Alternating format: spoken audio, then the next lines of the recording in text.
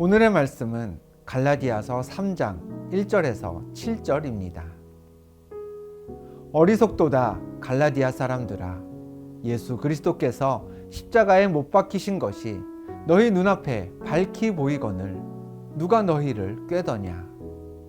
내가 너희에게서 다만 이것을 알려 하노니 너희가 성령을 받은 것이 율법의 행위로냐 혹은 듣고 믿음으로냐. 너희가 이같이 어리석으냐. 성령으로 시작하였다가 이제는 육체로 마치겠느냐.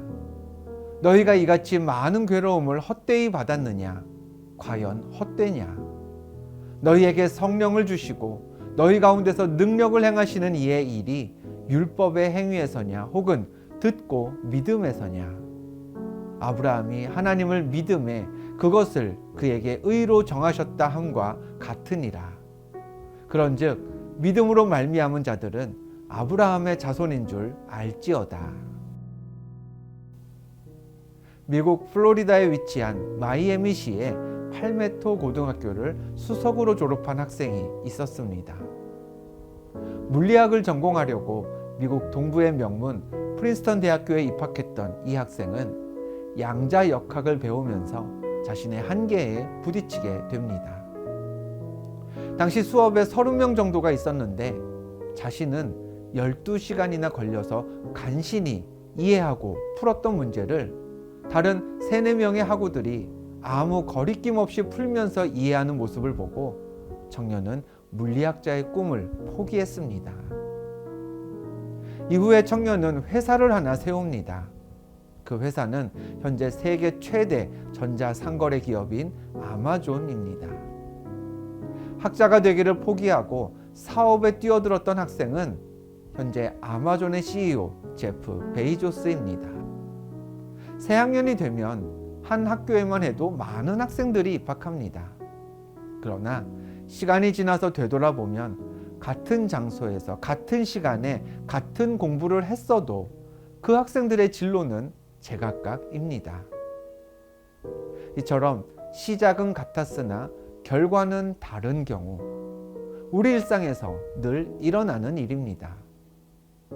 갈라디아 교회의 성도들도 그랬습니다. 본문 2절에서 바울은 갈라디아 교회 성도들에게 물었습니다. 너희가 성령을 받은 것이 율법의 행위로냐 혹은 듣고 믿음으로냐. 갈라디아 교회 성도들은 예수 그리스도를 믿으면 구원받는다는 복음을 전해 듣고 신앙생활을 시작했습니다. 그렇게 신앙생활을 이어가면서 여러 가르침을 받았습니다. 그 가르침들 중에는 신앙생활은 유대인들처럼 해야 한다. 유대인들처럼 율법을 지키면서 정결하게 행동해야 한다라는 내용도 있었습니다.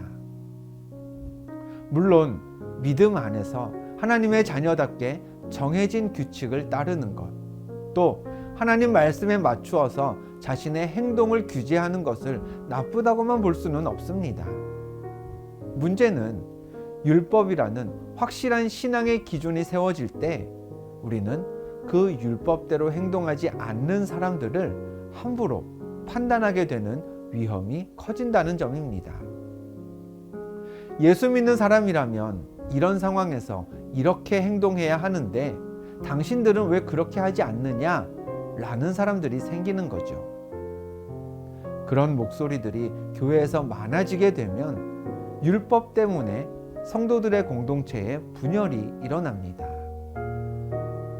이처럼 예수를 그리스도로 믿는 믿음에서 시작된 갈라디아 교회 성도들의 신앙생활이 율법을 따라가려 하자 바울이 말했습니다. 너희가 이같이 어리석으냐. 성령으로 시작하였다가 이제는 육체로 마치겠느냐. 성령께서 주신 믿음으로 시작한 신앙생활이 육체의 일만을 중시하며 육체로 맞춰진다면 그건 어리석은 일이라 했습니다. 성령으로 시작한 신앙생활은 성령으로 지속되어야 합니다. 믿음으로 시작된 우리의 예배는 믿음으로 끝까지 가야 합니다. 하나님을 예배하는 것이 믿음 없이 의무로 행하는 율법이 되어서는 안 되는 거죠. 마찬가지로 우리의 생활, 우리의 일상도 시작과 마침이 일관되어야 합니다. 기도하며 하루를 시작한 성도라면 기도하면서 하루를 마쳐야 합니다. 아침에 기도했다면 낮에도 기도하는 사람답게 살아야 하겠죠. 예배하며 한 주를 시작했다면 하나님을 경외하고 찬양하는 그 마음으로 한 주를 마쳐야 합니다. 내 마음에 하나님과 가까이 하고자 하는 열정이 식는다면 그럼 성도들과의 모임과 예배를 통해 혹은 금요일에 심야 기도회를 통해 하나님을 예배하면서 우리 마음을 회복시켜야 합니다. 그래서 이 한 주를 예배자답게 잘 마무리하는 게 예배하는 우리에게 주어진 사명입니다. 중국이 자랑하는 만리장성은 오랜 세월 여러 차례의 공격을 받으면서도 공략당하지 않았습니다. 하지만 그 견고한 성도 쉽게 돌파될 수 있습니다.